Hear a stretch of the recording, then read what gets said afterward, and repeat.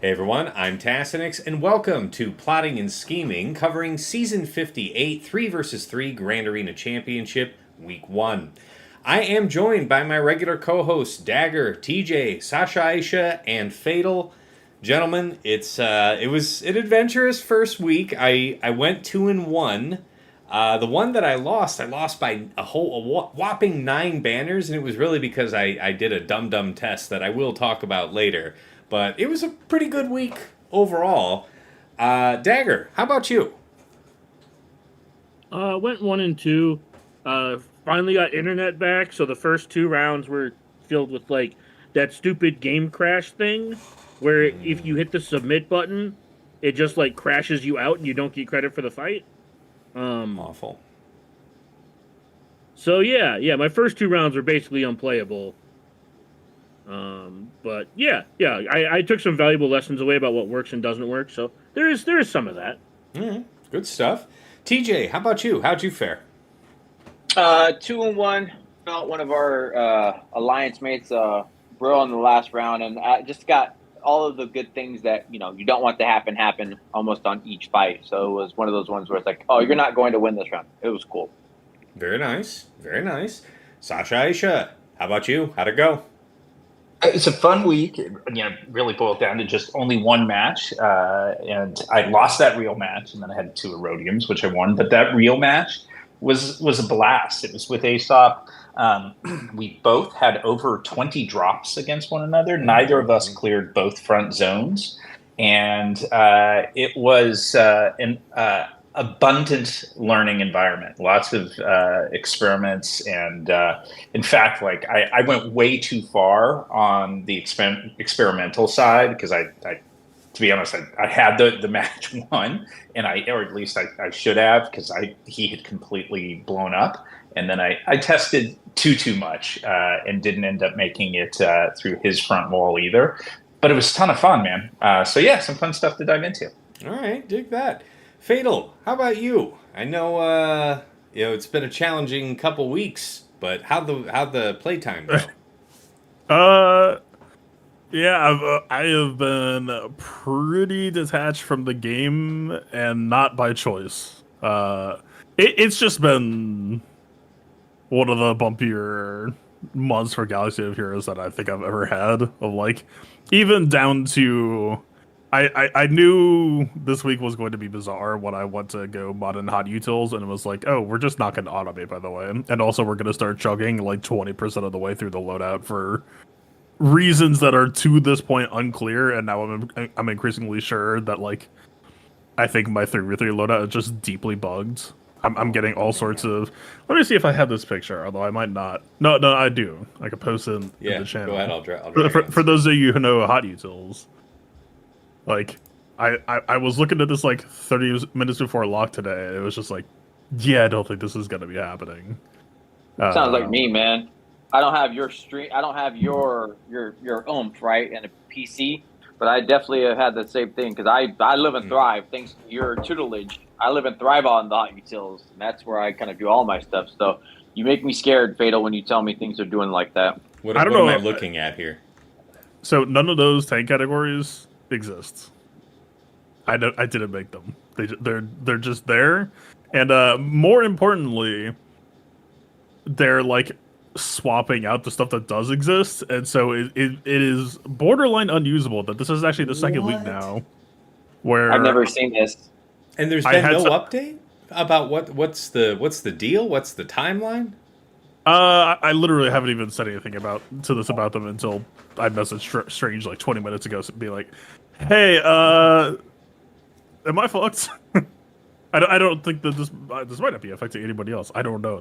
This is just like, I will say, wow, you really have I've been never seen cursed this. like the last couple weeks. Damn, I didn't even know about all this. I thought it was crappy enough going into this. no. So yeah, it was just like haven't had time for the game, and then both weeks now, this week and last week, I basically just loaded last week's previous loadout, which was like it was the whole loadout. It was whole chestily what I brought to week 3. So like it can't be all that bad. It was still a 3v3 loadout. But then, like, my grandmother's team had, like, 12 speed mods, mostly 5 dot. This time I actually did rob a couple characters that like it's still a 5 minute before lock remod, but like of less bad quality this time. Of less panic. Like especially I was like, oh, yeah, I could just rob Kyle Katarn. Okay, I'm just gonna give, Spirit my Kyle Katarn mods. I'm not posting Iden anyway. I'll just give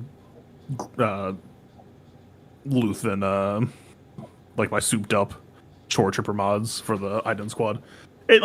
Not the end of the world here, but it's always kind of this jarring feeling when hot utils gets disrupted from my usual workflow. It really kind of points to me of like how core this shit has become for me lately. I not having time for the game, that destabilizes you a little bit. Not being able to like work on my mods Do is your like prep, yeah. My anchor is all the way gone. I couldn't imagine, because I do everything manually, and if for any reason I couldn't do that in like, I don't know, the 2 hours leading up to Grand Arena lock, I would be unhappy. So I'm in the middle boat. That's crazy and scary, dude. Man, you don't understand. You literally had me living and breathing by this. I know I do it for the guild. So it's like that is nuts, man. This might not be a hot utils issue. This might just be my loadout got fucked somehow issue. But okay, I don't want to like cause panic. Yeah, we don't want to. We don't. Yeah, fair enough. Fair enough. But for all that though, how did the week end up for you, Fatal? 1 and 2, and it would have been a 2 and 1 if I showed up in one of the rounds. But this was a week where I pretty much had 0 sleep, and yeah, my opponent had like 290 points total, and I had like 2 GLs against an OG wall. It was the easiest 500 points of all time. And then I woke up 7 minutes before the round ended. Wow. So it was a 1 and 2. I know everybody's going to be asking, so I'll just get it out of the way quickly here. How the kitties? Kitties doing well? Kitties are fine. Families are finally getting over being sick as well. It's just, Good deal, man. Glad to hear that. All right. Now I'm the one who just has no sleep, and I just feel like hot trash, but it's fine. There's plenty of stuff going on. Hopefully it will pass. It's been very soon. I hope that passes for you. I have periods of sleeplessness or not getting rest, even though I sleep. So, that's fun. All right, guys, we have an agenda to dig into first. The meta-analysis. All right, let's talk about the elephant in the room. Great mothers. How do we all fare?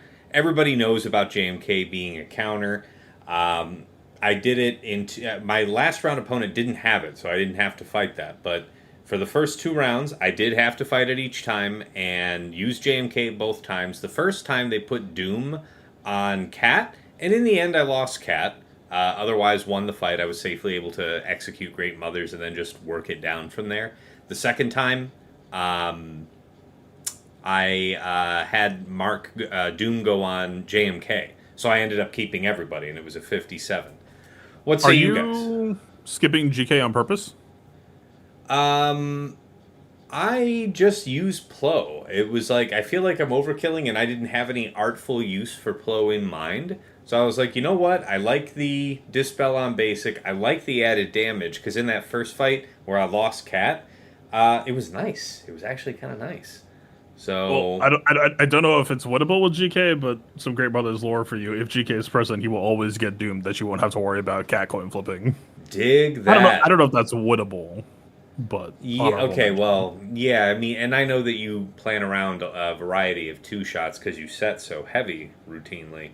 So I could see that being, tactically usable. But how about the rest of you guys? Man, JMK versus Great Mothers has been like 80-something%, my friend. It is not. I didn't lose, but I got my cat doomed. And, I lost. Is this with Plo? Are you guys using Plo too, or did you try something else? I used Plo, and then I was told what Fatal told me, and I'm never going back to Plo. Dig that. Yeah, dig that. Fair enough. No, I'm just saying, like, if you go look at this fight is, if you don't take GK, I feel like the fight is like a coin flip. I'm not even kidding you. Okay. I watched a couple people do the fight with Plo. I watched one person do it with what's his bucket, Eth Koth, and they both just lost horribly. Like that was dead before she jumped. I took GK.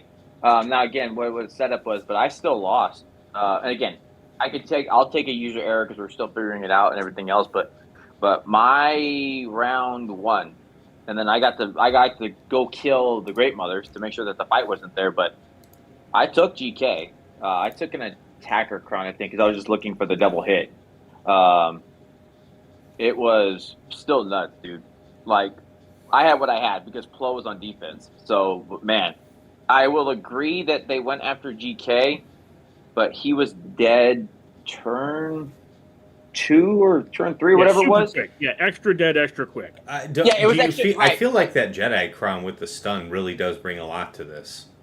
Oh, I'm sure there's. I didn't have it, buddy. This. I know you Native said crown that. I were know always you at said their that. lowest point. Like I didn't have an extra stun crown either, right? Yeah. Like Okay. Yeah. Okay. But So that's the point. I I also didn't 3 lose the or fight, but 2. let me be clear. I watched 2 people lose horribly with the stun cron, and it didn't matter. Oh, really? Dude, with One GK Plo, as well. one With with GK as well. One with Plo, one with GK. It was not Really? close.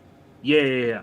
I'm just saying, like this, they can just decide that they don't want you to win the fight. I feel, and I don't know the team well enough. I just know that I was sitting on a voice chat and I watched him. Like GK got doomed, and then he swapped with Cat back to JMK to try to get to Great Mothers because the taunt was up, and then Cat died.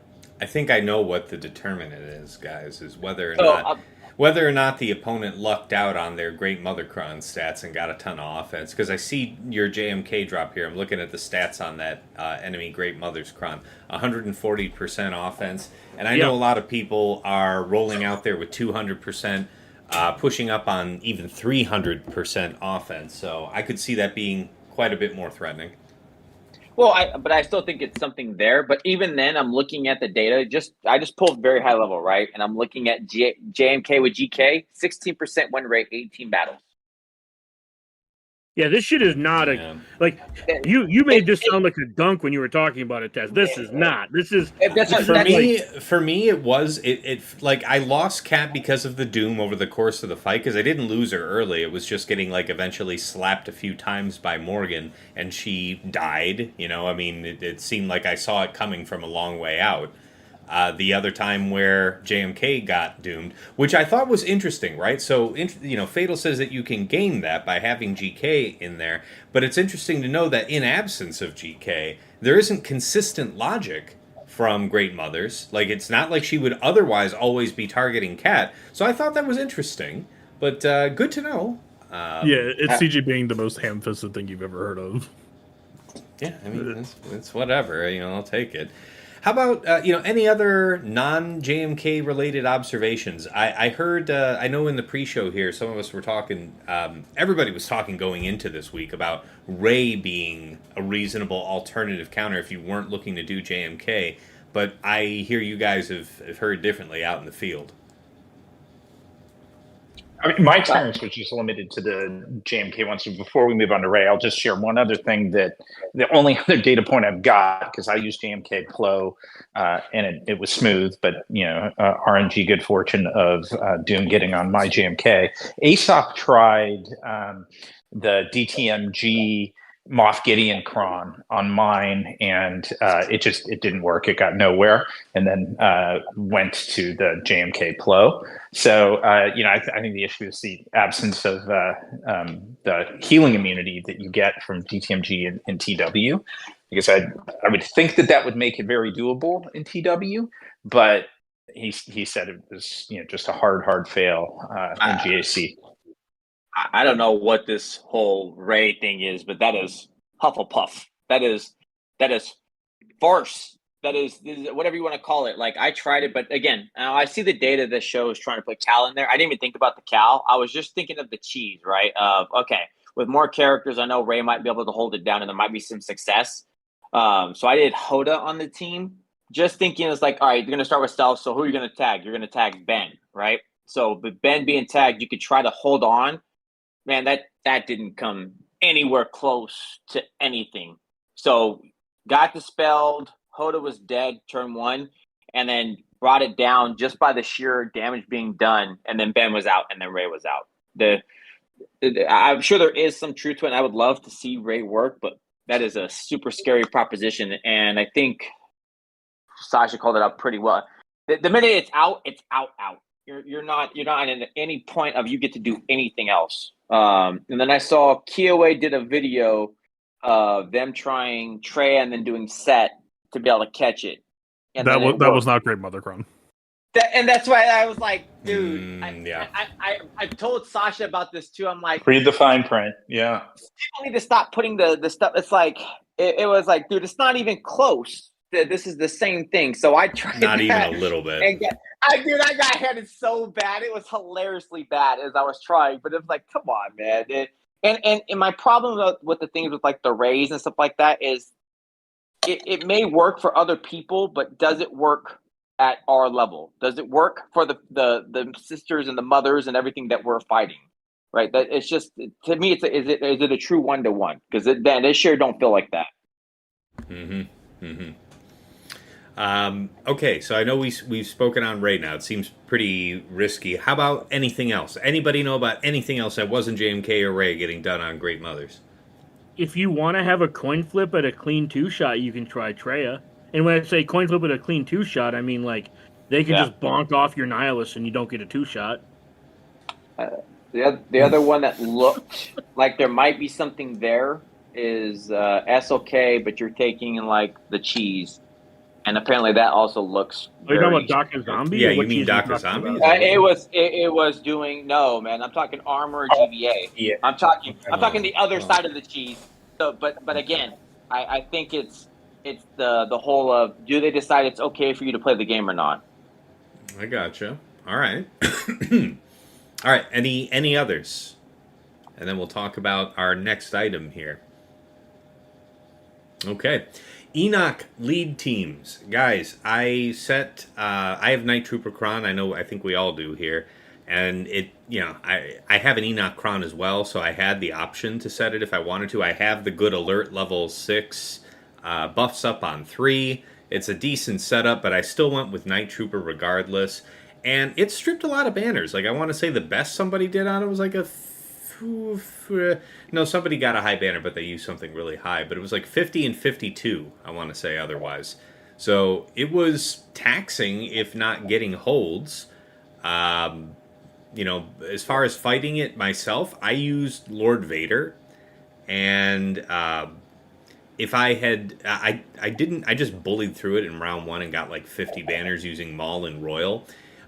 Later in another round, I had the forethought to bring Ninth Sister, just have the speed up, be able to kind of just go ahead of everybody on the enemy team. But I screwed up, and for whatever reason, my brain blanked out, and on Maul's first turn, I did a push instead of middle, like a complete dodo. So I still got the fight done, but it could have been for better banners than it ended up if the plan actually was executed properly. How about you guys? What were your observations on Enoch, offensively, defensively? The Night Trooper Kron one had a surprising amount of turn meter, and if you spend the time to kill Enoch you pretty much have to kill Enoch first, right? And then they just take a shit ton. The sides just take a shit ton of turns if it's like DTP and Night. So I mean, like, it's not unbeatable, but it was fairly obnoxious for me fighting against it with the Night Trooper Kron. And what did you use to clear it? I don't remember. I remember I lost with something like reasonable, and I was just a little annoyed. I think it was like Mon Mothma with Powell Kron I lost with, and I was reasonably annoyed at that. Yeah, I don't know. I'd have to go back and look, but I remember being reasonably annoyed because I thought I took something of comparable power and just got like dogged out in a hurry, and I was just like, yeah, you tried Mon Mothma, Pow, Hoth Rebel Scout, and took out Enoch. So I'm guessing you were... then you cleaned it up with GG. Okay. That's right. That's because they killed...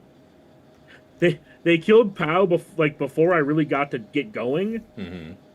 And then they killed Scout right after I revived. Like, Scout from full health just got one shot.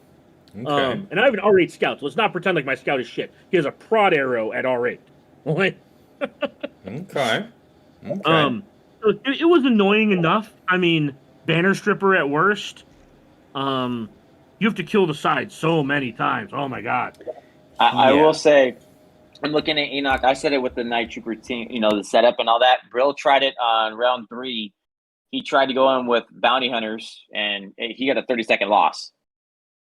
Yeah. So it definitely holds its weight, right, of what it's trying to do, and you're not getting in, which is funny that he would take bounty hunters on a crit team when there's no crit.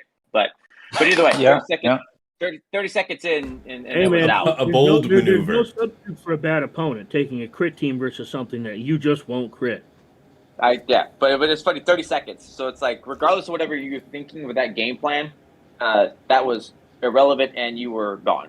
That's one of those, you make that mistake and you realize what you did. You back out after this here 30 seconds. You step out on the back porch, bum a cigarette off a neighbor because you don't smoke, but you need a cigarette and you just need a minute to yourself.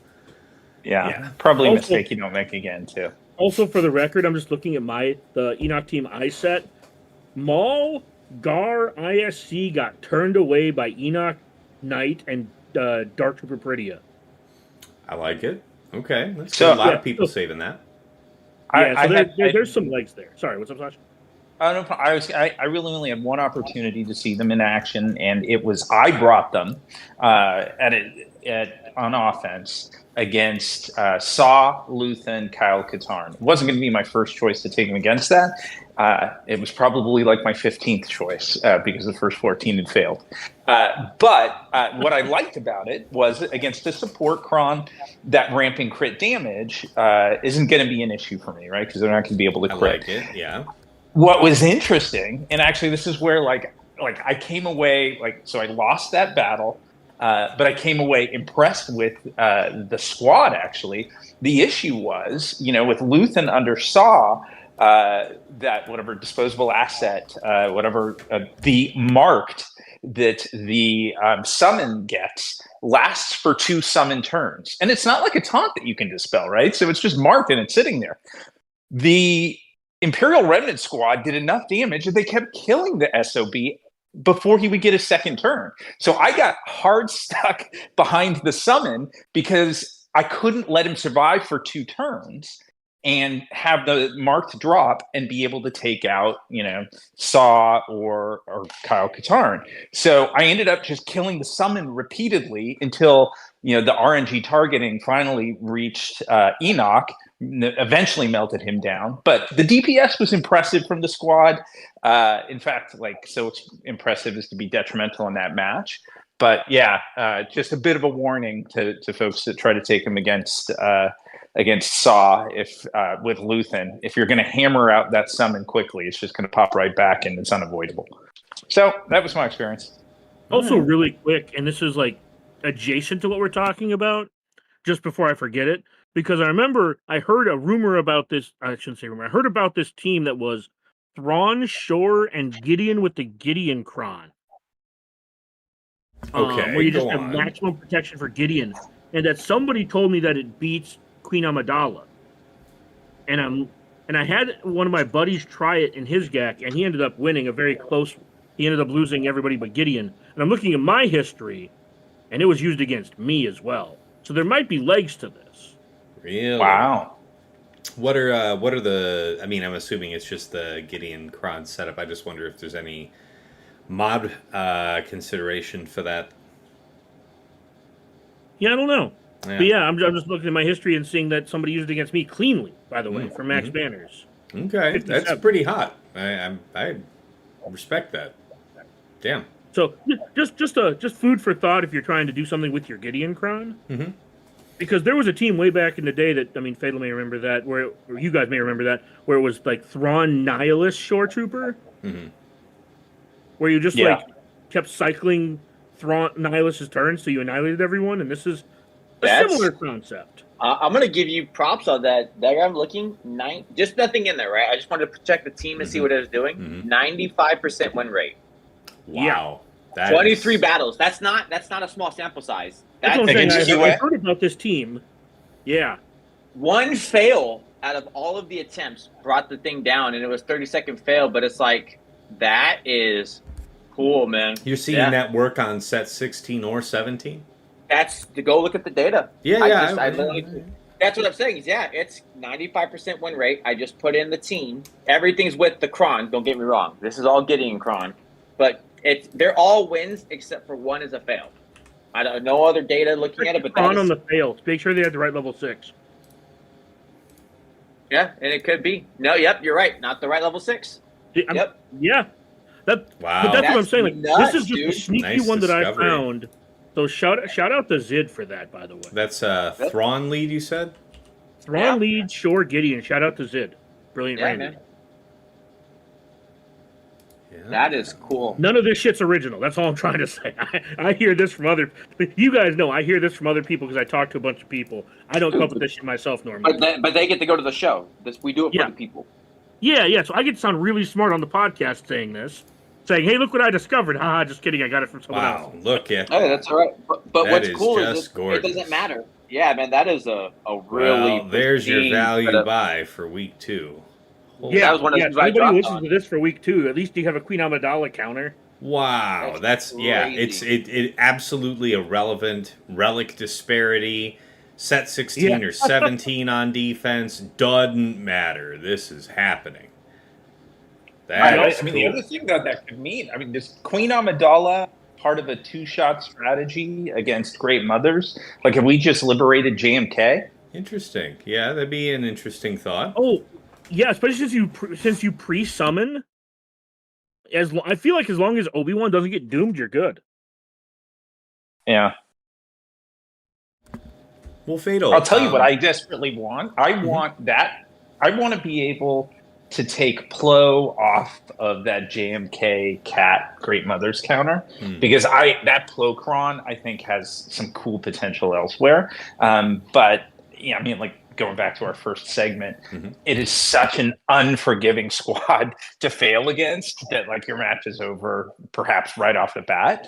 So I haven't been able to do it, but I've been a glutton for punishment lately. I may try that. I don't know. I'll at least think about trying to multi-shot Great Mothers. Probably have to take but I think medication what that is before. though, Sasha, is you have killed Great Mother. Once she's dead, then the team's not the same, right? It becomes whatever. Yeah. Right. They're still strong, and I will say Morgan is a monster, dude. Like holy hell. Like everything we thought she was gonna be when it came out, and she is all that and more, in my opinion. She has shown so much. Yeah, just from the initial thoughts on her modding, I know Tass and I talked about it. Like middle of the road speed, but just focus on bulk. Like I'm sure, like maybe in 3s, faster is better, but yeah, like I'm not scared of squishy Morgans, is what I'm trying to say.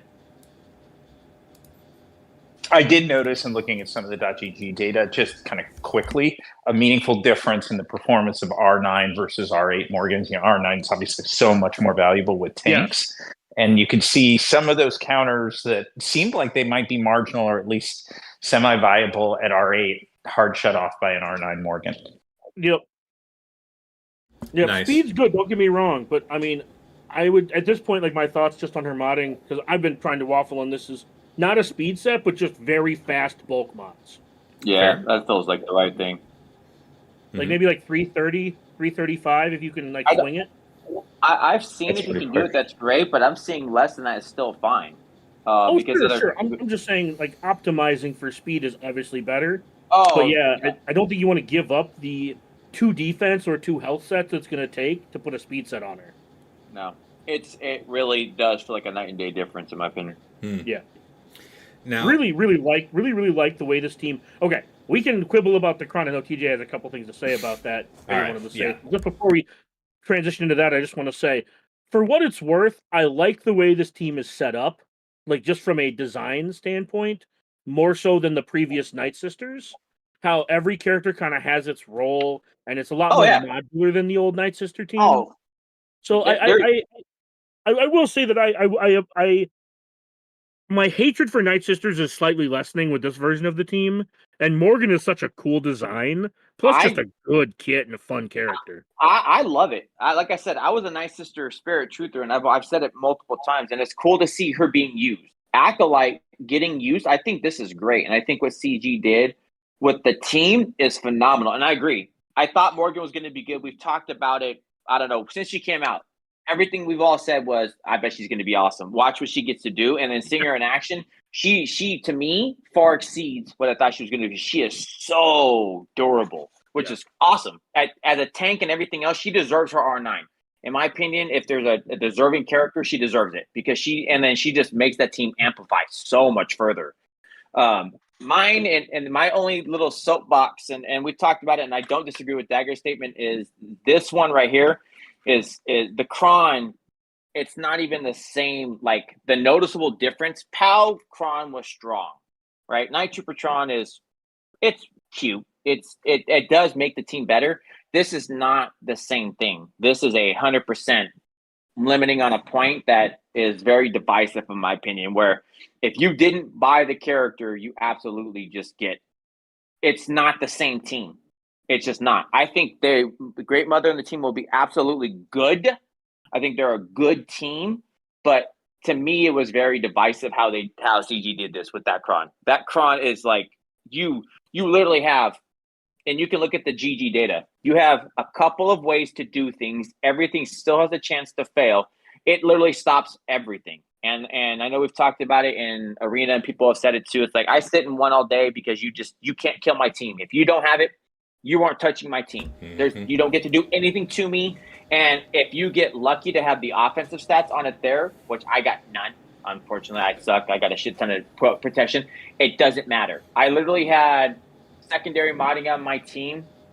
They can't kill my team because this Kron is ungodly, too strong. And we should hope that it's only that bad, right? Like if we're talking about how this is partitioned off Kyber 1 from the haves and the have-nots for this Kron, it's created a division within those who have the Kron. Did you get a bunch of offense or not? Because my biggest fear is as we get more and more data on this team, it's going to end up proving that, yeah, man, if you were lucky enough to get a big stack of offense, that's going to significantly dampen your chances with X, Y, and Z counter. Mm-hmm. And I think we saw that too, because I know you said one thing you saw, Tass, is that there was some there. Yeah, I'm not going to call it a lot because people are getting 100. Yeah, it was more than 100, but less than 2. But yeah, that's what I mean, right? I got none of that, so I got shit on with my RNG, which is whatever. But I have the Kron, so and the layer of things, I'm still at I'll call it the bottom rung, or in that rung of I still got the stuff. Shout out to all the homies with the plus 0% offense on their Great Mother Crons. That's me. Yep. Stand tall, brethren. Also, for the record, go look at the number of 7-star Great Mothers in this game. It's a Kyber 1 and Kyber 2 problem. That is ugly. Yeah. But you know what's going to happen, though, is we're going to get to that point where it's the mothers will determine who gets to be where they are. And we talked about it, right? Because my opponent coming up is Tass's old opponent. And guess what we're playing? Do you have Great Mothers? No. Even if you do have Great Mothers, do you have Great Mother Kron? Because some may have it and had gotten it, but gotten after the point of when it is because it's so good, and you just don't have the same team as me. So I get to play a different GAC than my opponent. That's my soapbox, man. Like I said, we've all been through this through every single piece of the game. Through the Malik, through the JKR, through Datacrons coming in the game. When Dodge was the biggest thing, whatever you want to call it, and this now. It just created a new level where CG set a precedent, but now they're setting a new one that doesn't come up again where we a marquee Datacron or whatever you want to call it. And if I don't buy it, am I screwed again for a certain amount of time? And it does feel like my that. Only part. You definitely weren't saying that about the Night Trooper Kron. It was dangerous. It was deadly. It was not prohibitive. Or POW. POW was strong. It was a strong Kron. It was cool. Look, this honestly feels like when Datacrons first came out, where I think that's pretty good. I feel like it swung too far, and I think if CG dials it back to where the previous ones were, I think there will be less complaints about this because I do like, to a degree, the exclusive Krons because it does help drive spending. The only thing I will say that's different between the Great Mothers and Knight and POW is people forget that one of the reasons they got their individual exclusive Krons is because their team wasn't out yet. So they needed to be propped up. This was the face of the team getting the Kron. Yeah. Right? So from the beginning, they meant for this to happen, basically what I'm trying to say. The previous ones were meant to prop up the character. This was meant to just make the team oppressive. The only other piece I'm going to add, I'm going to counter to your point, Dagger, is that the other ones came with the set. This came with the character. So in the Palcron, they told you this was coming out, and then they gave you the little notice. Here's all the characters. Here's all the stuff. Here's all the data for the Datacron. Mm-hmm. This was not done the same way. Right. But I also agree with Dagger's point that, yes, they're testing the waters. So I do think CG is doing that, and I think they do a good job of trying to listen and look. And I think they'll throttle it back, but still give you something exclusive. I think that's fine. All right. I think all right. that's All right. Everything about CG's history shows that they listen to us. No matter how much we want to bitch, they do listen. I hear you. All right. Well, we've all had our good Sasha, grouse about it. Really quick, Sasha, you lit up. Did you want to say something? Yeah. No, I was just going to echo the optimism, I think, in the direction that it will go. I mean, there's a reason this is such a long-standing and like reasonably well-balanced game through all this time. It's like, these guys, from a CG perspective, they found a new money-making tool. This is the first time, like you said, it's a different circumstance than the release of the POW or Night Trooper. I think they were a little overly hooked on that and wanted to make sure that they had that additive revenue. But I'm pretty confident they'll recalibrate and get it right going forward. It does make a rough, couple months here. But they'll sell the solution as they do with all of their problems that are created. So I would also agree with that statement. Like I said, that's it. I'm done with it. And I am confident we're going to see it fixed. That's what I get to be happy about. All right, fair enough. Well, organically enough, guys, we went from talking about Great Mothers to Enoch briefly and then back to Great Mothers. So I just wanted to ping back to Fatal real quick about Enoch, because I know you were talking about defensive application with him, and I wonder if, I don't know if you had any opportunity to see how that worked for you.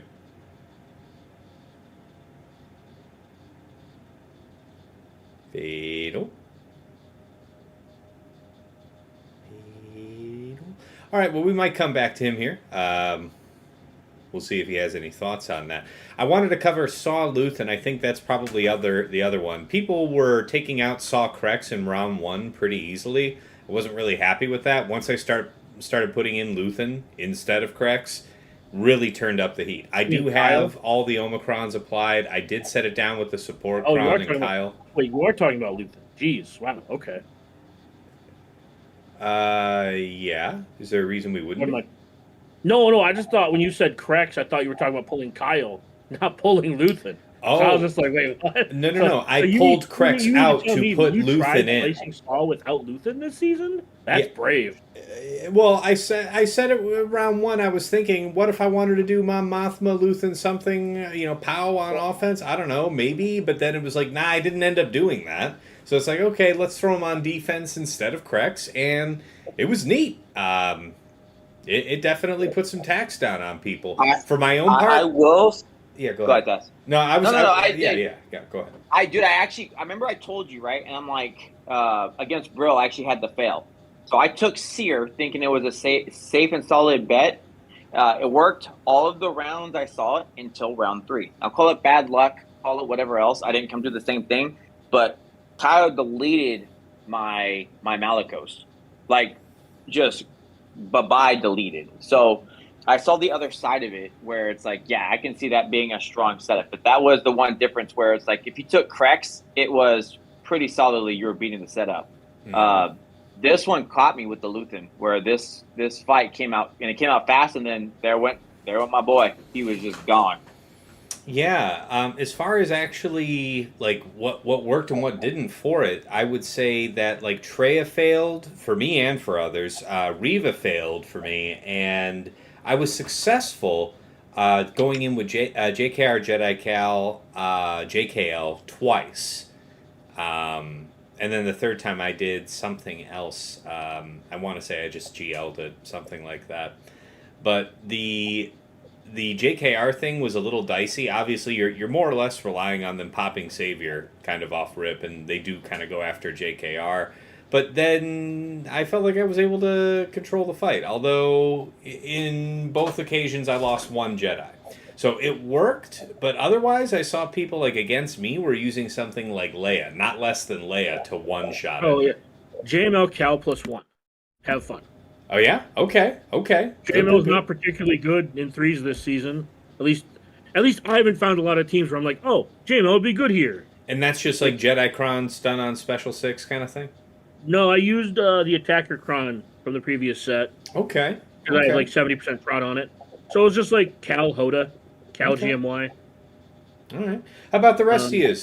What were your observations, learnings about your own saws on defense and how you were fighting them out in the wild? Yeah, I have some data on that. While I only had one match, I had, I think, 20 battles against Saw, Luthen, and Kyle Katarn. So, like I said, it was a scientifically rich experiment.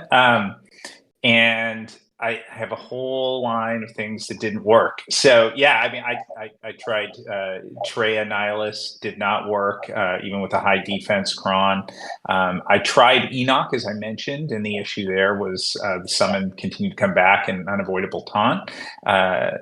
Then I tried LV Maul.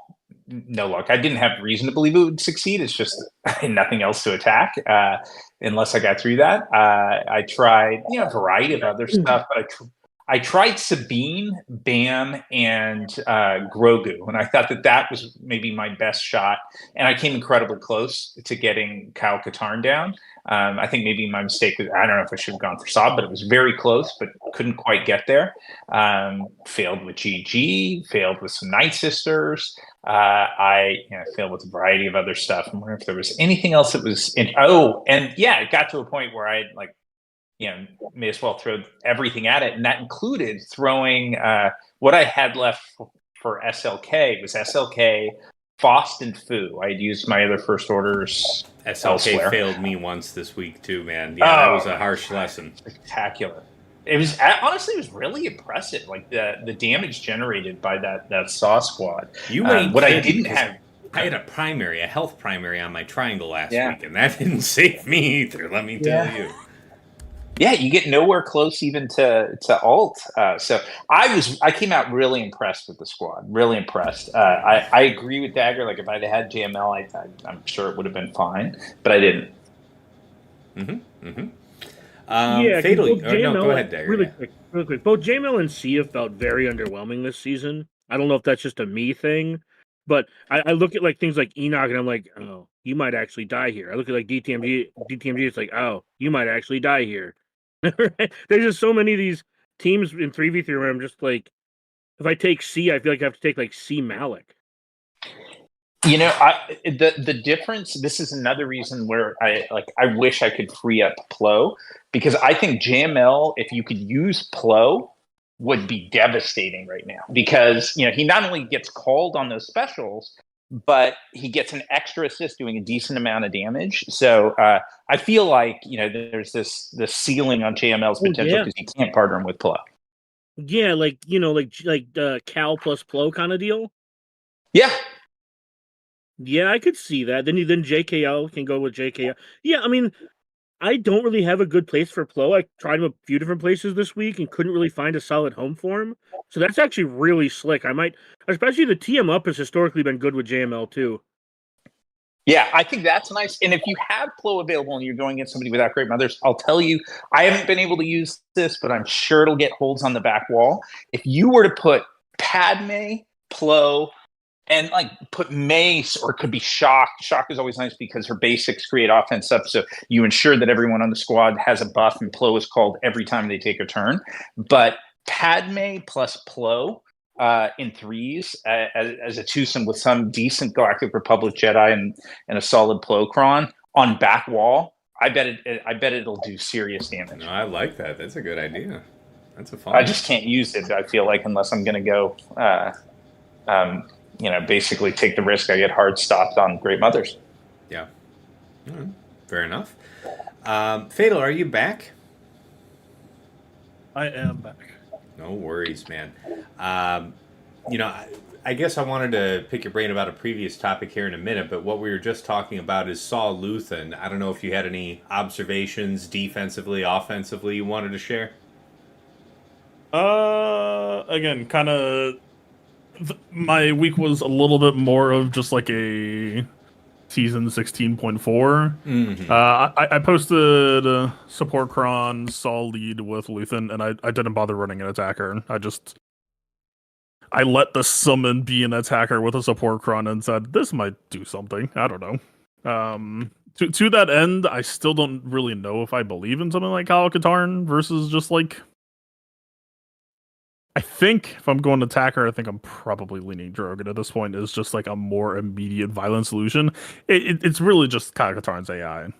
If it ran AoE first, maybe it's a different conversation. But I don't know if Saw Gerrera and the crew have 2 rounds of turns to really push that AoE. So Fair enough. Don't you mitigate that by having him pretty fast though, like 300-ish, 300 plus? I mean, because then his turn meter gain gets him out so far out front that his gain for the second turn after that's pretty competitive, just after everybody else's first turn. that was my ethos. I know a lot of people were trying to sync like Kyle 1 speed under Saw posts. Saw speed up and Kyle turn meter gain. You got to go even slower. Like that's possible, but I don't know. Again, I'm kind of just on a more extended fight sustain plan right now. I'm actually not even sure how my defense did. I'll have to double check. Okay, fair enough. But I think what I'm hearing here is nobody's really standing by Luthenkron here in 3s this week. Does that sound about right to you? I have it on my Saw team, but I don't think it. I'm mostly doing it to. How do I say that? I'm mostly doing it to free up a support / attacker cron from the previous set because I can make use of those on offense. So if I had more support / attacker crons, I might not put the Luthenkron down, but yeah. Okay, guys, just any other surprises, wrinkles that you observed here from set 17 crons in particular? Anything else we hadn't covered so far that really jumps out at you? You really wanted to get in? I've been disappointed with how my ETH Kothkron has done, and I've been disappointed in like still being able to bounty hunters and on defense kind of thing. Like, has anybody been getting like good use out of that? Because if so, I may need to steal a comp. What do you think about this? Valico, FC Valico, in round 3 last week, he set I want to say it was Qui-Gon Jinn, JKA, and ETH. And had the 100, you have the 100% offense there from the ETH cron, so you're compensating for the lack of Cam there, and then it was Cam with Kel and something else. But the split was nice. I thought that was a nice split. I've also fought ETH under Gas Lead with like Ahsoka as the third character. I saw that too. It was not very good. Yeah, it wasn't that good, but it was at least creative. Yeah. Aside from that, no, I mean nothing that really stopped me. Yeah, so the only thing I'll mention about the ETH Koth replacing Cam is that you're basically just swapping Cam and Heath Koth on 2 teams that neither one has impressed me. Fair enough. Yeah. So maybe it works better. I might try it, but like that when you said that, I'm like, oh, so you're just swapping ETH Koth and maybe that is good enough. I don't know. I'm just saying like. It's probably the best split I've seen. I'm open to suggestion. Maybe none of them end up amounting to anything impressive, but if you're determined to split the resources, that's might one of the better ways. Maybe it feels like this set overall. I don't know if it is, Dagger. I honestly feel like it's just a set issue. The 16 is just so much better than almost anything you're doing with 17. Like if I'm going to give you a good example where it's funny. Luthen is attached to Rogue One as the setup. Luthen does not have a Rogue One tag. So your best level 6 or whatever it's going to be calls out for Jin and Rogue One characters, but that's where you're going to put Luthen. It doesn't make sense to me. Getting to use ETH is cute and it's cool, and we've done the stunt thing before, but go look at the holds of what's going on with the things such as Luthen with Saw. Go look at what's being done, because I put the stun setup on Queen Amidala with the Jedis, and it was fun, but it's getting taken out easier than the support setup. It's just does not feel as strong as set 16 by a pretty safe margin. Well, yeah, but I'm just saying, like the raw stats that the ETH Koth Kron has makes it so that it shouldn't be like underwhelming in theory. It's just such a raw, huge number of like. That's one thing. I don't think it's necessarily a cron problem for me, as much as it might just be a 3v3 problem for me, where Koth's kit just isn't particularly effective. So he's just you have 2 Datacrons on your 2-man team. And if the Kron's really going to flex his muscle through him, he has to be like pretty outrageously fast just to generate turns. I think we'll see it. I think all right. So I'll concede to what Dagger's saying. I think I can see the point of it because the same thing I think with the Plo. Plo is strong and it's cool in 3s. I think it's going to have a pretty big place in 5s. Yeah. So understandable, right? But it's still in everything I'm facing and fighting. It feels like I'm having a tougher time with the set 16s than I am with the set 17 right now. Mm-hmm. Yeah, set 16 is so broad in its potential application. You know, the level 6s, I mean, every squad's got an attacker. Most squads have a tank and or support, and it just applies so broadly. Whereas the ones that spike here, I feel like, are pretty, Jedi aside, large population, obviously there, and Stun Kron's pretty cool.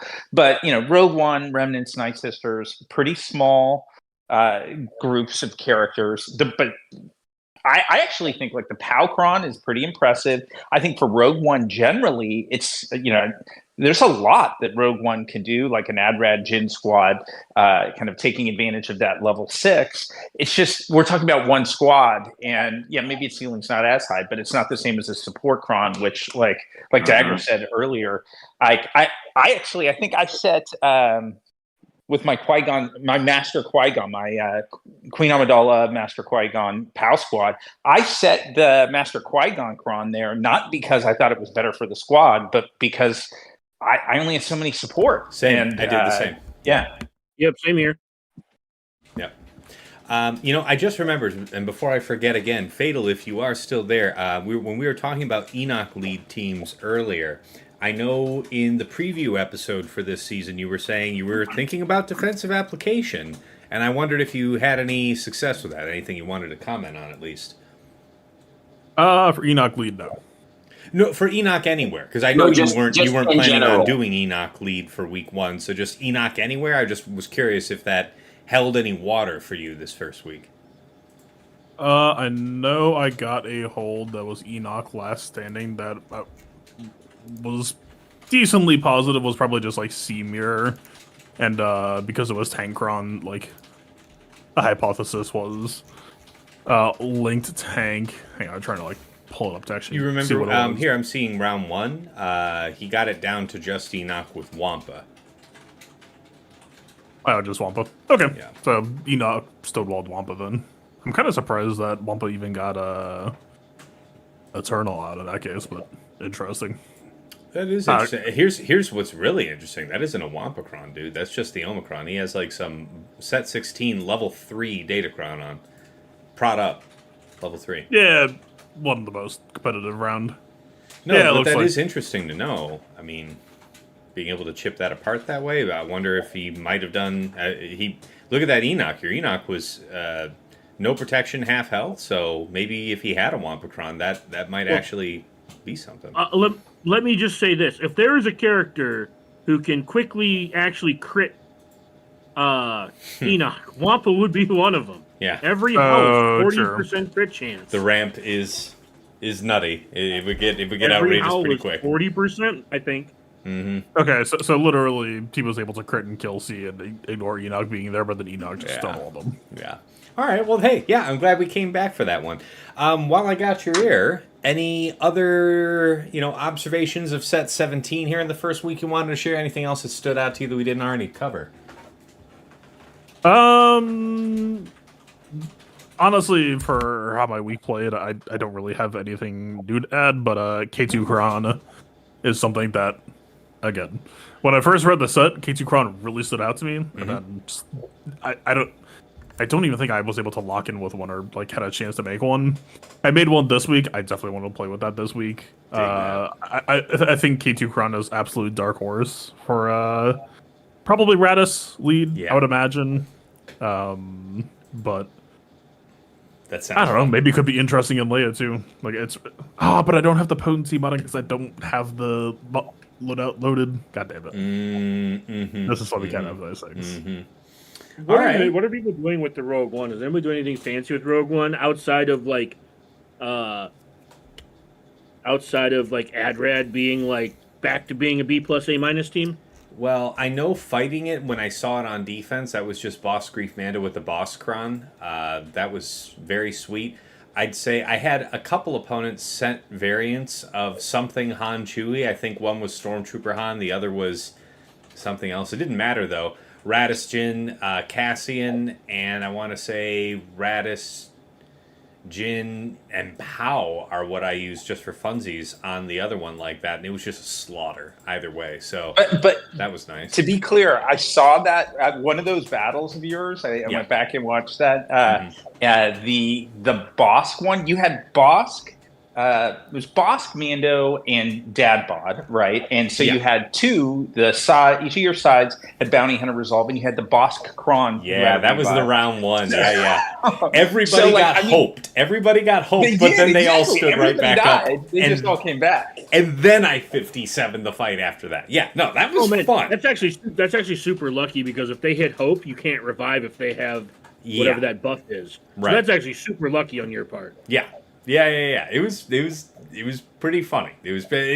I got juggled in that first round in a way that I didn't later on. I did that same fight later in the week, and it was a real snap. Like he was dead before he was at I want to say 50 charge for hope. You think Baze throws a wrench in that because it rips the buff off No, your Mando? thank you for saying that because Baze wasn't shit. Baze was the one that I took out when Radis was like only 50 stacks. So I'm glad you mentioned that because I couldn't remember off the top of my head. It was Baze in there, and it wasn't shit. What K2 kind of? What was it though? Hold on. I think they used the Rogue One Kron though. That screams like R5 to me. Sorry, what's that? If you took it out that fast, that screams like R5 to me. It might have been. It was Valico. I think he did. He may well have actually had R5 characters on that team, unironically. So I think you're probably right about that. Yeah, I'm thinking like R9, like R9, where like it's just a brick wall that gains a shit ton of turn meter and strips your buffs. But yeah. K2, I get like to Fatal's point. I mean, that K2 R9 is sneaky strong. Maybe, I mean, when you actually watch it, it's way more than sneaky because it's just why isn't the other side going? It's so regularly stripping 50% turn meter. I think like that would, I would guess that'd be pretty brutal on a bounty hunter squad. Yeah, because doesn't he lose taunt every time he attacks out of turn or something like that? No, it's every time you damage him. Yeah. Okay. So yeah. Then he attacks out of turn, and when he uses his basic, he gains taunt. I'm unfamiliar with this kid. I'm sorry. 97.1% chance he gains taunt. Yeah. Oh, yeah. I think anytime he uses an ability, and so if he's debuffed, it's half counter chance. But basically, like you push an AOE, or if you hit him, like let's say the bounty hunter squad, right? Let's say you run like attacker Kron. Pretty much he's going to retaunt the moment that you touch him, and you're going to lose 50% turn meter for doing it.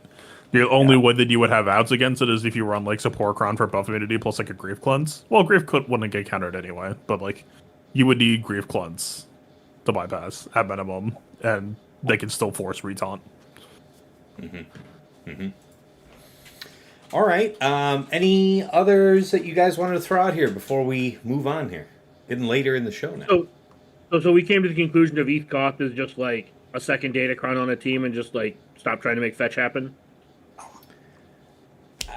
I didn't really. I only said it in 2 rounds, and I think I wasn't really impressed with what they used. Like they overkilled it, so it's like maybe there's value in that. I don't know.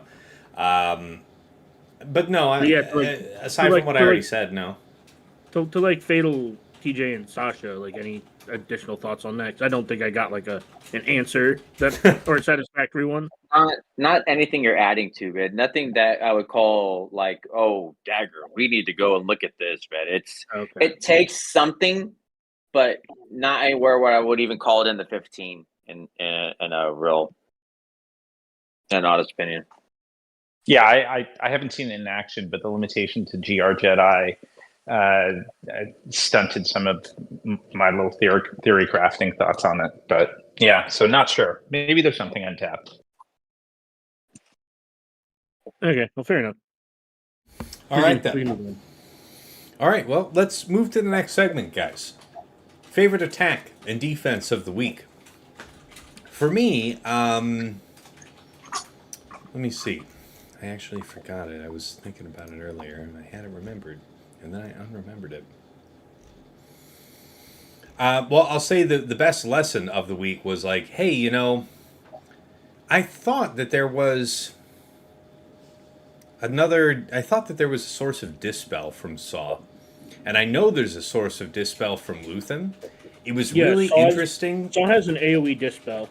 So it was really interesting. Imagine my shock and surprise when, in the entirety of this fight that went on 2.5 minutes, neither Luthen nor Saw ever got Deathmark. Ever. And so after 2.5 minutes, I killed exactly no one and had to withdraw. And then, like I said earlier, I was able to go back. Oh, you're talking cleanse. You're talking cleanse. Yeah, they had no type of cleanse to because I remember there was Deathmark on this team that I've taken advantage before with Inquisitors. Is it Luthen immune to taunt effects while he's got the summon up or something like that? Yeah. Oh, that counts as a taunt effect, so that's a good one. Good call. And you're thinking of Chirrut with his cleanse. Maybe that's it. Yeah, Saw does not have cleanse. Luthen absolutely does, but that rule set would apply. You would have to snipe the summon right before you expected him to recast it. Got you. Yeah, that would be very difficult to line up early in the game because he'll just put out that next one. All right. Anyway, I mean, I was thinking it's like this probably is gonna kill it, and if it doesn't kill it, I'll be able to two-shot it. And it's like, yeah, no, that was not in fact the case. So that was a good lesson learned. On attack, I'll say it was a favorite for that. And then defensively, I mean, aside from Great Mother, because I don't think that's particularly interesting. Jabba with attacker without not using grit did repel another Mother Talzin, but that really isn't news. I just realized something really in the weeds. Sorry, specific to that matchup. No, please, if you don't mind. Please. Luthen features some very specific wording that might also, even if he didn't have the summon denying taunt effects, it might not actually work. Luthen says, all Rebel fighter allies dispel all debuffs from themselves. Normally the verbiage is dispel all debuffs from all, such and such allies. Maybe it's coded the exact same way, but Reva looks at ownership. But if it worked the way that it is written, then I should have been seeing some Deathmark, yeah? From Luthen, Saw, right? At least. So if the summon is dead, Luthen himself would have to be debuffed when he cleanses for him to get Deathmark. Sure, but you're saying that the language is, if it worked as written, it's like he's handing out the ability of his Rogue One allies to dispel themselves, meaning those characters would inflict Deathmark on themselves. I believe the Deathmark has to be on that on the character's turn. Oh, okay, gotcha. Okay, all right. You're talking about. I think you're referencing like Treya, right? When you watch Treya and the cleanse go off, and you. No, I'm saying when you're watching Treya go against Reva, you'll watch the Deathmark apply because of what's going with the unique, where it's not doing the same thing. So that's not. I know we're talking about Reva, but that's what I'm saying. It's like you were wanting the same thing to happen, but it didn't take place. And I think he nailed it. I think exactly what Fatal said. It covers exactly what we're seeing with that. Well, it's really weird, sneaky wording that I completely glazed over before. No, I think that's a really clever observation to point out. I mean, defensively, we've already covered this from how other people were doing this, but yeah, I was happy to see that Treya and Reva failed for my opponents against my own Saw Luthen. And then, I saw that this caught you on time as well, Fatal. I was happy to see that I snagged my opponent the same way. I was running the long text nest a lot of the time with Rey, and I decided to swap in the respawning nest because I see that this opponent really likes his Star Killer, and I caught him. He killed the nest with just a couple seconds to spare, and because he was telling me he had the exhale, he got it, he just barely made it, and then she came back. And then you're referring to what fight? The Star Killer versus Rey here. Your pause task for us. We can't see. Oh, my bad. Yeah, that's because I. Yeah. Oh, no. I would have won that, but took my hands off the keyboard. Yep. Yeah, I saw that. Yeah, exactly. And he just plain old ran out of time, but Yeah, that was the only real fun I had this week. Was something that's like, haha, that idea worked. Let's Not that let it was Sasha new. go after you because Sasha's got 10 minutes. Yeah, left. Sasha, you got to get going soon. How about you? How about your favorite attack and defense of the week? Sasha, you with us? Yeah, I am. No worries. So, yeah, I think attack is probably it's a small one, but it was nice to get use out of the Iden Kron. It was Iden range death against a really souped up Finn Zori squad, and their reign of terror through resistance crons and otherwise has left me scarred. So it was nice to be able to take care of them for a 57 with an Iden Kron. And on defense, there were a number that got holes, but a lot of it actually stemmed from a Java squad by attacker Kron Java squad, and I had similar challenges against the same comp for Aesop, but that ended up being really effective and draining enough that a bunch of my sort of squads 11 through 15 became way more formidable. I guess the one that I'll add that I liked in concept putting down in the back wall, got one shot reasonably, but was Mon Mothma, Luthen, and Pow. Mm-hmm. And I had jacked up the speed on all of them. And it's the kind of thing where obviously there are a few hard counters where the mechanics and the kits are really effective in countering it. But I'd reasonably maybe one or two of those at least would be off the table. And if the rest came off the table, given how powerful that Powcron is, I thought it would be a beast. Aesop brought Qui-Gon Jinn and the full sort of Qui-Gon squad, JK and Cam. And he said it was a little bit hairy. He got out of it. I think he got like 54. Yeah, 51, yeah. 51, okay. But yeah, that was one that I don't know, I just took pleasure in putting down. I kind of like those mechanics, and I knew that there was a shot that'd get blown out of the water. But yeah, that was one I liked. Oh, that's a good one. I know we're gonna catch this in the next segment for everybody else, but if you've got to hit the bricks here in just a few minutes, do you have any final thoughts, lessons learned that you want to share with the people? Any advanced plans you're looking forward to here in the next week? Yeah, I mean, I'll thank you. I will share just a little bit, and then I do have to jump. But nothing that's really major, at least not for play this week. I'm excited for the Shin-Hati Balin Skull stuff. That it's another week plus down the road. But the whole Soldier of Fortune, a whole nother faction coming out, and some of the interactions for that is just stuff that I'm looking forward to. So I think that just as a projected out future of the game should be a ton of fun.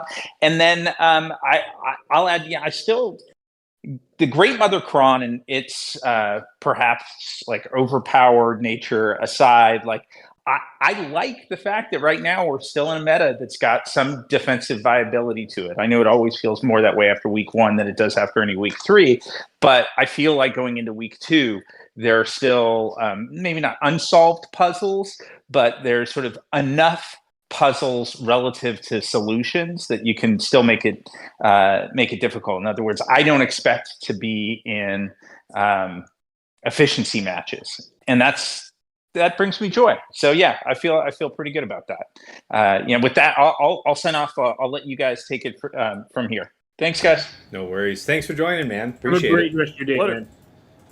Okay, so back on task then. Best attack and defense of the week. How about you, Dagger? What you got?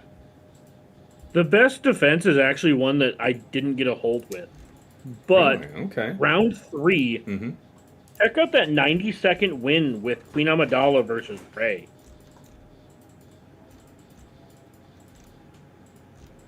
Max banners. Yeah, okay. That is pretty cool. So yeah, set 16. What did he roll with? A good chunk of defense on this? What's he got?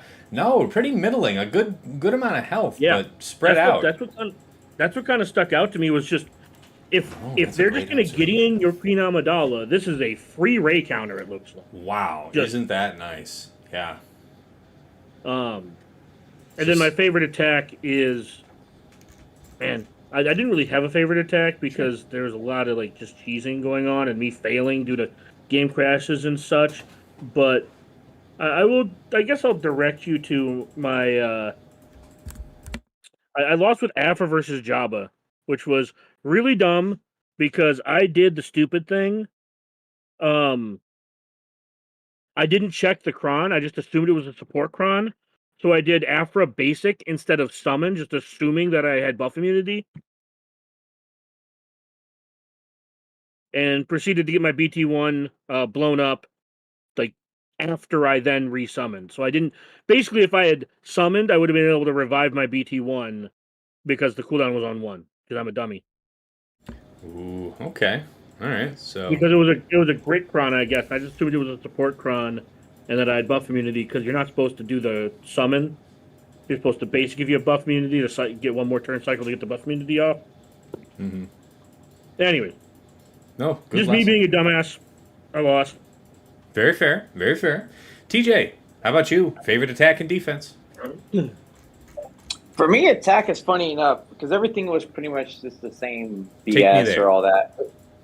Week 1, man, it was using Luthen, and we talked about it, but I got to use. I didn't set it this week, but I was just trying stuff out, and then against the Zori and the team, I took Mon Mothma with Luthen, and that felt fun, man. It was a fun fight. I see. There was a lot of control, but getting to use Luthen on offense was my fun. I'm trying. Okay. I was like, let me see if this works and making sure, and you just loop the shit out of them. Okay. And it just stays in front, and it's like, yeah, I can see other applications going elsewhere. And if you look, I took the Luthen Kron, so it was cool. It definitely feels like it's a lot of overkill, right? 3 Omi team for 1, but yeah, it may as well get a 57. But there was a lot of fun to use, and that's where I say it's like nothing really learned it. I'm sure it can go higher, but it was a team that could easily loop you. I wanted to see what I could do with it, and man, I just trumped it and never lost, and then it just kept them locked down the whole time. So that was my fun. Favorite defense, honestly, right now is Leia, and it doesn't matter. Round 2, round 3, Leia with the STH cron and Drogon is holding the weight. It is doing very good things. Nice, look at that. A lot of people have been swearing by using Reva against Leia this season, and it's like, go ahead, use my Reva, use your Reva, by all means. And it's still getting holds. Nice. Because the chance is there that you're going to your return fires, which really help kill the people off, are going to get spread out, and you're not going to kill anybody. And then if round 2, she was literally holding the top row. It took 5 attacks into my Leia, and if you look at all the holds of what they were taking, it wasn't nothing. And you're just watching Leia just stand there by herself, just taking it. Whatever you try to throw at her, you're just crushing it, holding it down. Brill, round 3, only lost to, I think, 2 teams. He lost to my Enoch, which, again, we user error. It's fine. Took in the crit against an anti-crit. But he also lost against my Leia. So, favorite one, Leia with STH, man. It was a good team and had counters to it when, set 15 was here. That is no longer the case. So, it's limited on what you get to take against it, which is great to see it doing its work. And if you try to fuck with Leia with the tank setup on, she by herself will hold teams, as it's seen. Dig that. All right, good stuff. Fatal, again, I know you had fairly limited time here, but any of your attacks or defenses jump out and grab your eye? Defense did solid. I haven't really looked at the attack to be like, yeah, these are high quality or low quality matches. Sure. I spotted that my snarky Ray team actually sniped out a Starkiller, which I think is incredibly funny. I see that here around 1. Yeah. I got so he said it with a Stormtrooper Hankron. You think this might have caused you some difficulty if that was a real K2 Chrome? Probably not, because you would have kept shock on them, 10 down, all that. Well, the entire ethos of it is you can't keep shock down on L3. And so she just keeps on. And then she'll be cleansing him. Okay. She keeps on. Well, I don't think she cleanses him. She doesn't cleanse droids. She's racist. Light side scoundrels. Yeah. I don't remember why K2's there. I think just more funny retaunt shit. Again, this is not a very. The L3 plus Tank Cron, I think, is adorable. K2, I don't know if he's doing anything incredibly important beyond. I mean, she technically provides him savior, and it's 2 R9 tanks with a tank crowd just like trying to be a slab of meat. I don't know. Hey, that's Gamda the Star Killer. That's not bad. I'll take that. Yeah, no, that is good. And I'm sorry if I wasn't clear. I was asking, do you think this could have been even nastier if you had set a K2 Kron? Or do you think this is just much more? Yeah. If anything, I'm probably going to pull K2. I think the linchpin idea is just L3 plus tank crown is kind of just an absolute pain. Yeah. I would imagine, or at least on paper it's headed that way, and I guess it had to be at least partially true. Fair. But yeah, no, I think I'm 100% going to be trying Radis, Jin, K2 this week, and letting K2 rock there. All right. Okay, well, guys, we're just about here at the end. Time to wrap up. So, lessons learned, takeaway, final word for the people. Dagger, shoot your shot. All right, Scarlett Johansson, if you're listening. No, I'm just kidding. No, I don't know. I don't have a lot to take away from this last week, and I don't have a lot going into this next week. It's... How would I phrase this? It would be... I would just say surviving great mothers and hoping to just one-shot it, because if I can do that, I can at least play GAC. Fair? Reasonable? Because if it's the Kron paired with 3v3 paired with like the... I don't know. I'm going to have a lack of time this week already, so... My consistent struggle with, having dependents and lots of them, and me not wanting to... Anyways, yeah. I'll pass it on to TJ. Yeah, very good. TJ, how about you? Your lessons learned, final thoughts for the folks. I think we're playing 3 GACs. And that's where I sit at, right? Like I said with Balico, he doesn't have it, I do. So there's GAC 1. Second one is the Great Mothers with the high offense. That's like GAC 3, right? So do you have it? Yes. Does it have high offense? Yes. Then you're here in this GAC that you're playing, because what you get to take is a lot more limited than the others. So it's GAC right now stands for Great Mothers. In Swigo, that's what the G in GAC stands for. Very good. That's this week. Very good. Fatal, right back to you again here. Your lessons learned and your final thought for the people. Final thought, I look forward to the first week of 3v3. Very good. Very good. And of course, as the only other content creator here on the podcast, Fatal, where can the folks find you aside from here on this illustrious show? Twitch.tv/PlaybookTV. I promise that there will probably be a 3 GAC round stream this week. Probably. Woo! You gonna give yourself more than like 28 minutes to do it? It kind of depends on the opponent, I guess. Fair enough. Okay, yeah, and I mean, for my part here, I'm going to be paying very close attention to the patterns of the offensive counters that my opponents used this week, because they're not likely to have tried a whole bunch of things against the real stress teams of this season, the ones that we mostly covered here in today's episode. Based on that, I'm going to be shifting up the board a lot. I'd say the last 2 seasons have been putting me on my feet with a lot of board movement. Most of the same teams still on defense, but quite a bit of flexing on position just to get the right draws out of people. And that has largely been working. So I'm going to, stick to the script. And now we actually have some solid intel on set 17. So I'm looking forward to that. All right, guys. We are all at the end. Thank you, gentlemen, as always, for being here. And yeah, if you want to catch me live, you can do that at twitch.tv/Tassinix. Obviously, if you're watching this on my YouTube, Tassinix Gaming, then you're already familiar with the channel. If you're liking the video, by the way, give a like, hit subscribe to see more, all that good stuff. Closing in on 1,000 YouTube subscribers, so a big milestone. Really appreciate you guys supporting that. And of course, part of that success is the other Swuggle-related content I have on my YouTube. Also, special thanks to everybody who got him to 1,000 followers on Twitch. Yeah, that was a cool milestone to hit just the other night, so appreciate everybody for that one. Indeed, indeed. But yes, also on the YouTube are the Datacron set reviews, currently live for sets 16 and 17. I make those with Aesop Rock, one of the best players in the game. Pleasure to get his insights every time we make those. Also have been doing the mod guide videos, starting out with teams and factions that you guys have requested, and just following along ever since.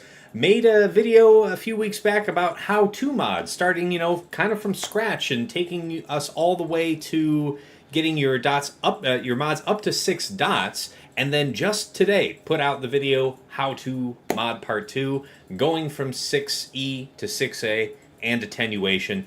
So I know that was hotly requested. It's there for you, all on the channel. Let's see. Of course, you already know the Plotting and Scheming podcast is up there. And yeah, I also upload my VODs from Twitch in their full length with chapters added for easy browsing. So check all that out.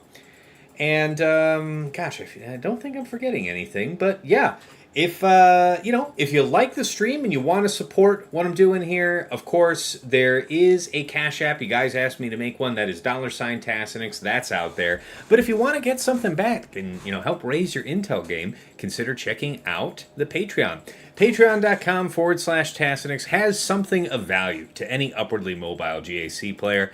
At $5 a month, you get your foot in the door to the TAS house. You get early access to the Plotting and Scheming podcast, so it comes out for public release on Fridays. My patrons get it Tuesday night or as late as Wednesday morning, depending on how cooperative YouTube's being getting it uploaded. But in addition to that early access, you also get early access to the Datacron set videos, a few days extra.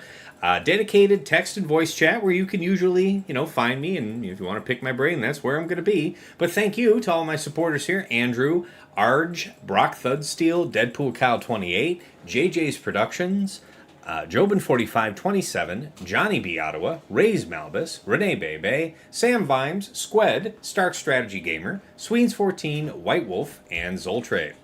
Moving up to $10 a month, that is VIP Access Plus, and that is the bundle for my Patreon and for OmegaBot Patreon. So if you're watching my streams, you'll see at the start I do a detailed scouting report on my opponent using this tool. There's nothing better to get an at-a-glance view of your opponent's offensive and defensive tendencies. The Patreon feature allows you to pull more than just the last 2 weeks of data to get a more comprehensive view about what your opponent's all about. Can't say enough good about it. Thank you to Stryker and Esh Sotnikam for taking that offer.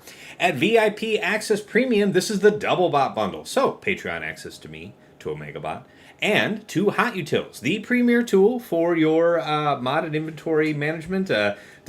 Fatal's mod issues notwithstanding this week, many players use it to, powerfully overhaul their roster for Grand Arena, Territory War, TB, raids, switch between those loadouts with just a couple clicks. Really great stuff. Thank you to Quig, Ibanek, Sir Boss, Funky, and General Milan. And at the top of the list, in Jester's Club Elite, Nomad's Reaper, my #1 supporter, pops in from time to time, drops hundreds of subs, thousands of biddies, goes crazy with it. Just been really generous over the years, so thank you so much, man. And of course, last but never least, our special thanks. First, to Yoda Force, one of my original supporters who bought me the mic I'm speaking to you on right now. He has long since quit the game, but we remember him fondly from the other side. To Mrs. T, my wife, thank you for all your work in the background, managing our destructive, inquisitive, delightful 6-year-old daughter, who is trying to ruin the state of our home every time Dad gets rooted into his chair to try and be halfway decent at a phone game. So, belated birthday. His birthday to the little one. Coming soon. Next month, almost 6. It's a happy early birthday to the little one. I just didn't realize when you said 6. I'm like, wait, that's a different. It just seems disingenuous to say 5 years 11 months, doesn't it?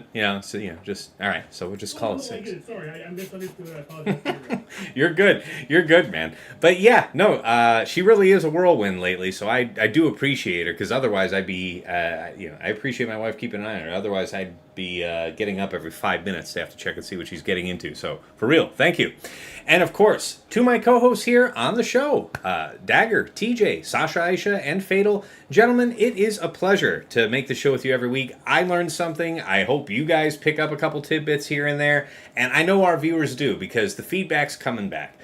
We usually get a few hundred views for each episode. I just wanted you guys to know that last episode with Cyrus was an incredible success, like 1,400 views, something like that. People really gobbled that up. So we're dialing in on something great here, and it's always a pleasure. So thank you guys for continuing to be available on a weekly basis, despite your work, family, kitten raising, and or plague-related intercessions in your life. I really do appreciate it. All right. So that wraps up week 1, guys. It was a fun time, but now we have some real data under our feet. So now we can get into the real plans, right? The real schemes. So hope you all have a good week 2, and we'll catch you again here next week. Until next time, it's been real. It's been awesome. It's been real awesome. Take care.